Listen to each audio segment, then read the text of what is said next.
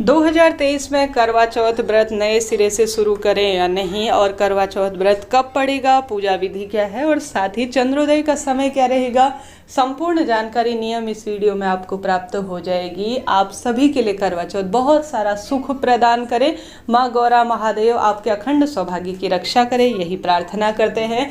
इस वर्ष जैसे कि सावन के महीने में मलमास लगा था, तो आप सभी के मन में भी कुंवारी लड़की भी इस व्रत को करती है, सुहागिन महिला भी जो है, जिसका नया नया विवाह हुआ है, या जो भक्तजन पिछले साल शुरू नहीं कर पाए हैं इस वर्ष करना चाहते हैं, तो बहुत अधिक दुविधा हो रही है। मेरे पास पर्सनल सवाल भी आ रहे हैं कि दीदी हमें बताइए हम क्या करें। तो इस वीडियो में आपको प्रमाण के साथ जानकारी प्राप्त होगी, कोई कही सुनी मनगढ़ंत बातें नहीं।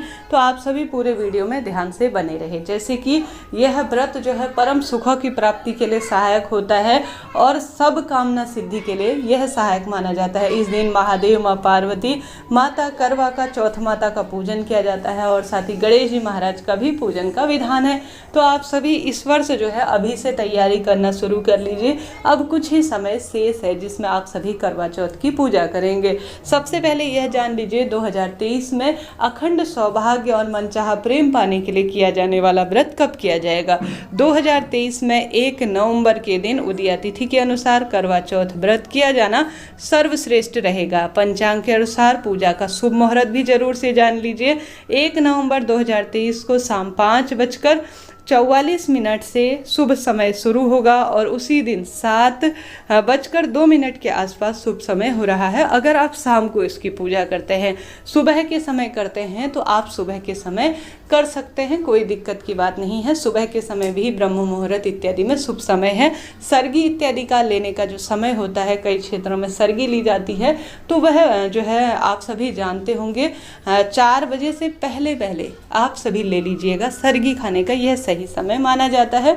इसके बाद जो है दूसरा दिन प्रारंभ हो जाता है, भोर हो जाती है, सुबह हो जाती है, तो उससे पहले आप पर्याप्त रूप में जो है जल और फल इत्यादि खा लीजिएगा, तभी आप पूरे दिन निर्जल व्रत कर पाएंगे। ठीक है, इन नियमों के साथ आप अपने व्रत को संपन्न करें।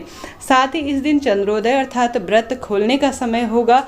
8:26 पर चंद्रमा आपको उदित होते हुए दिख जाएंगे। उनको अर्घ देकर आप अपने व्रत को खोल लीजिएगा। आप सुबह पूजा करना चाहते हैं तो सुबह के समय आपके यहाँ रिवाज है तो कर लीजिएगा, नहीं तो अधिकतर क्षेत्रों में शाम के समय ही पूजा की जाती है। हमारे यहाँ भी शाम के समय पूजा की जाती है। सूर्य देवता को हम सभी अर्घ देते हैं, कथा सुनते हैं, 16 श्रृंगार करके विधि विधान से पूजन करते हैं नियमों के साथ। तो आप सभी भी विधि विधान से पूजन करें। इस साल 16 श्रृंगार की सामग्री लेके आए।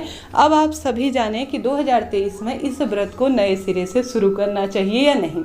जैसे कि शास्त्र प्रमाण कहता है, जब मलमास हो या गुरु शुक्र का तारा अस्त हो, तब जो है नया व्रत करना और व्रत का उद्यापन करना शुरू नहीं माना जाता। परंतु यह जो है भ्रम की स्थिति फैलाई जा रही है। आप किसी योग्य पंडित से पूछेंगे जो जानकार हैं, तो वह आपसे कहेंगे जब वह समय होता है, जैसे वह मलमास शुरू हो गया है और जब वह समाप्त हो रहा है, उस समय जो है कोई नया व्रत शुरू नहीं करना चाहिए। उस मध्य में किसी व्रत का उद्यापन करने से बचना चाहिए। उसके आगे पीछे तो कोई भी व्रत शुरू किया जा सकता है। आप सोचिए इस बात को कि जब सभी मलमास में व्रत जो कोई नया कार्य शुरू नहीं किया जाता, मुंडन, शादी इत्यादि, उसके बाद सब काम होते हैं, तो व्रत को शुरू करने में कोई दोष नहीं है।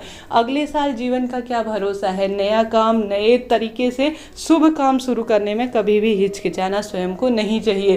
तुरंत व्रत को शुरू करें, मन में कोई ऐसी भावना नहीं लाए कि इस व्रत को शुरू नहीं करें, दोष लगेगा। आप सोचिए कैसे दोष लगेगा। मलमास खत्म हो चुका है, उसके बाद या उससे पहले व्रत करना पूर्ण रूप से वर्जित माना जाता है, जबकि मलमास के जब शुरू हो और खत्म हो तब कोई दोष नहीं है।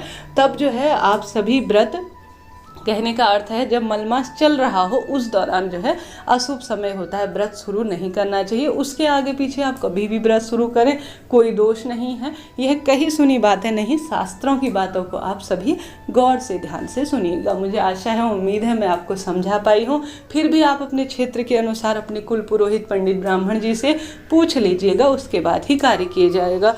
अगर मैं शास्त्र प्रमाण से और मेरे क्षेत्र की बात कहूँ, ज्योतिष फैमिली से मैं हूँ, तो वहीं से जो है मैंने यह बात पढ़ी है, सुनी है, वही आपसे कह रही हूँ। हर हर महादेव।